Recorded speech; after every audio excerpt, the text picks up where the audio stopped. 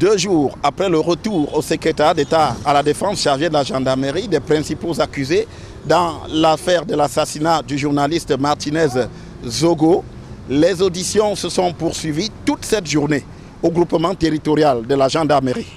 Depuis la matinée jusqu'à 7 heures, ces auditions sont toujours en cours et montrent effectivement l'intensité depuis le retour devant les enquêteurs à la suite des recommandations du commissaire du gouvernement.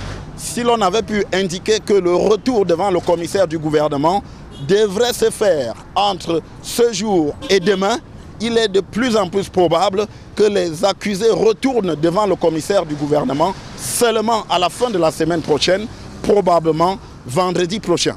Qu'est-ce qui explique cette situation? C'est effectivement qu'un certain nombre de points doivent être étayés et les enquêteurs se trouvent dans l'obligation de reprendre les auditions, mais également les confrontations pour savoir exactement le rôle que les uns et les autres auront eu à jouer dans la commission de cet assassinat du journaliste Martinez Zogo.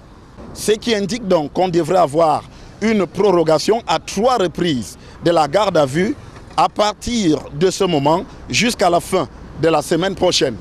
Ce qui explique que cette enquête soit aussi rallongée selon nos informations, c'est probablement aussi l'audition annoncée des membres du gouvernement dans cette affaire.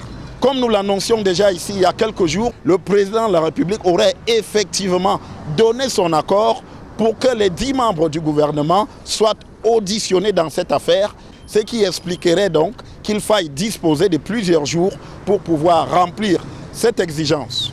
Au milieu de ces développements relatifs à cette affaire Martinez Zogo, le conseiller spécial de Jean-Pierre Amougou Belinga a été élargi ce jour, Jean-Claude Fouda Abega, parce que le tribunal militaire n'a pas trouvé d'éléments à charge pour le retenir davantage. C'est finalement le tribunal administratif saisi en habeas corpus par les avocats de Jean-Claude Fouda Abega qui s'est prononcé sur ce cas. L'attente va donc se poursuivre autour de l'affaire relative à l'assassinat du journaliste Martinez Zogo et les uns et les autres prendront rendez-vous devant le commissaire du gouvernement dans les prochains jours.